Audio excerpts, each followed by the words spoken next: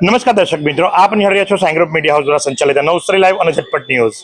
કેન્દ્રીય જળશક્તિ મંત્રીનો વિસ્તાર અને એ વિસ્તારની અંદર આઝાદીના 78 વર્ષ બાદ પ્રજાજનો પીવાના પાણી માટે વલખા મારે છે। જી હા, ગુજરાત કે જ્યાં મુશળધાર વરસાદ થાય છે, પૂર આવે છે અને એ વિસ્તારમાં પીવાના પાણી માટે આજે પણ જો ફાફા મારવા પડતા હોય તો એ કેટલું યોગ્ય।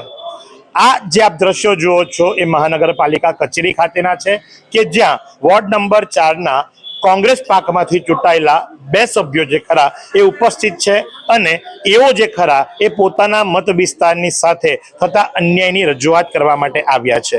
પ્રભાબેન ખૂબ સારા વક્તા છે, અનુભવી છે। પ્રભાબેનની સાથે વાતો કરીશું। પ્રભાબેન, શું સમસ્યા છે? શા માટે આ નારીઓની સાથે આપ અને ભાઈ અહીં ઉપસ્થિત થયા છો? આજે વોર્ડ નંબર 4 મિશ્ર શાળા નંબર 3 પાસે રહેતા 25 થી 30 ઘરોમાં 3 મહિનાથી બિલકુલ પાણી આવતું નથી। પીવાના પાણી તો નહીં કહી શકું, કેમ કે નવસારીમાં તો 25 વર્ષથી આજે 20 રૂપિયાના બાટલા લઈને પીતા છે। મહાનગરપાલિકા કચેરીમાં પણ એ જ બાટલા આવે છે જે અમારા કેમેરામાં આજે જ કેદ થયા છે। આપ આવો છો એ સમાચાર અમને મળ્યા હતા અને માટે એ દ્રશ્ય અમે કંડાર્યા પણ છે।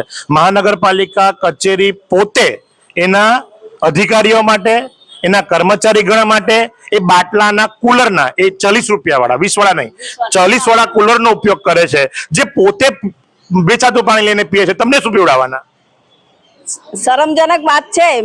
મધુર જળ યોજના જે અમારા કોંગ્રેસ પાર્ટીના હોમ મિનિસ્ટર સીડી પટેલ સાહેબ લાવ્યા હતા અને તે લાવ્યા ત્યાર પછી બોર્ડ તૂટી અને નવસારી નગરપાલિકામાં ભાજપની સરકાર આવી અને આજ દિન સુધી 30 વર્ષ જેવા થઈ ગયા ત્યારે મધુર જળ યોજના ફક્ત ને ફક્ત કાગળ પર છે અને અમારે કોંગ્રેસીજનો વારંવાર એને યાદ કરીએ છીએ। ત્યારે ભાજપ સરકાર એકદમ નિષ્ફળ સરકાર છે, મીઠું પાણી આપી નથી શકતી અને આ તો જે મારી સાથે બહેનો આવેલી છે તેના માટે તો વાપરવાના પાણી પણ નથી મળતા। સવારે 5:30 વાગે ઉઠે છે ત્યારે પાણી હોતું જ નથી। ત્યારે મહાનગરપાલિકામાં તો ટેન્કર થી ધોવાતું હતું। હમણાં આવી એન્ટર થઈ ત્યારે જોયું કે ધોવામાં આવી રહેલું છે। આટલું બધું પાણીનો બગાડ શા માટે? જ્યારે તમે લોકો તો પ્રભાબેન, આજે બગલાઓ વૃક્ષ પર બેસે છે, એનું ચરક પડે એ અધિકારીઓને ગંધાય નહીં, એ રજૂઆત કરતાને ગંધાય નહીં, એના માટે સફાઈ અભિયાન કર્યું, શુદ્ધિકરણ કર્યું।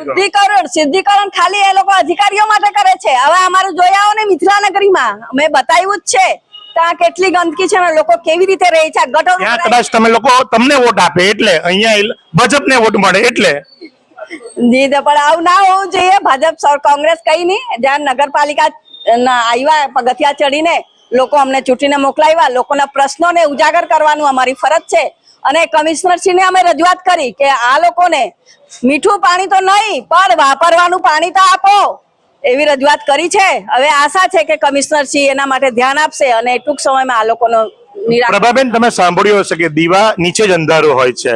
મહાનગરપાલિકા કચેરીમાં જયારે 40 રૂપિયાના કુલર આવતા હોય તો તમને કઈ રીતે મળે? સ્થાનિકોની સાથે વાત કરીશું, કારણ કે લોકોનું એવું માનવું છે કે ભાઈ કોંગ્રેસના કોર્પોરેટર હોય એટલે એ તો ભાજપ પર આક્ષેપ જ કરશે, પણ જ્યાં સ્થાનિકો આટલી મોટી સંખ્યામાં આવ્યા છે એમની સાથે વાત કરીએ, એમને પૂછીએ કે ભાઈ શું તકલીફ છે। બેન, શું નામ છે તમારું? મારું નામ સુરેખાબેન છે। સુરેખાબેન, આપ ક્યાં રહો છો? હું દાંડીવાડ મિશ્ર શાળા નંબર 3। સુરેખાબેન, શું તકલીફ છે? તકલીફમાં એ જ છે કે અમારે પાણી નથી આવતું 3 મહિનાથી, નથી સવારે આવતું, નથી 3 વાગે પાણી આવતું। અમને પાણી જોઈએ। અચ્છા, તમે વેરો ભરો છો?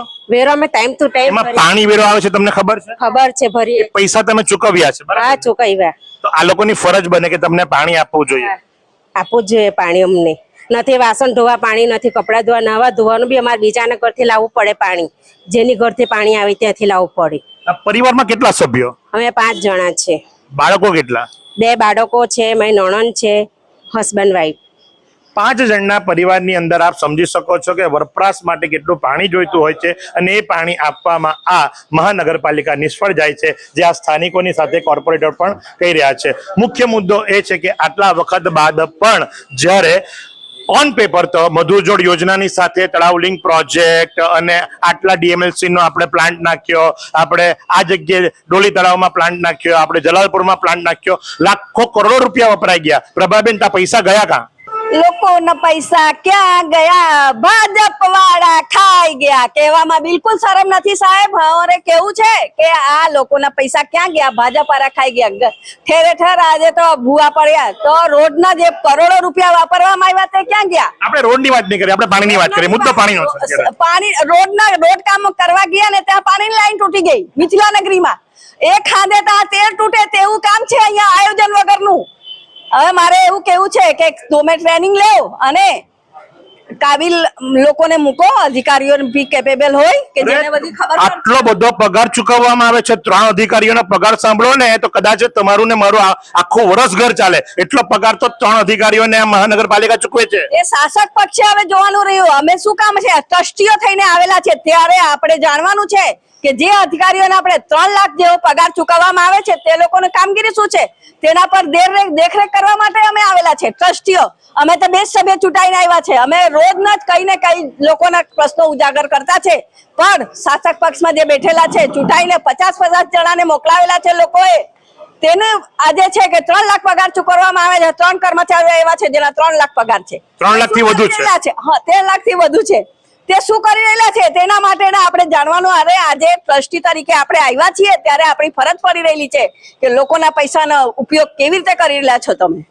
તો આ છે પ્રભાબેન અને સાથે જ વોર્ડ નંબર 4 માંથી ચૂંટાયેલા અમારા રાઠોડભાઈ. અને આ બધા જે ખરા આજે આવ્યા છે મહાનગરપાલિકા કચેરી ખાતે, કારણ કે જે 3 મહિનાથી પાણી નથી મળતું, આ આમ જનતાને કે જે વેરો ભરે છે, જે વોટ આપે છે અને ત્યાર પછીથી પાણી માટે વલખા મારે છે.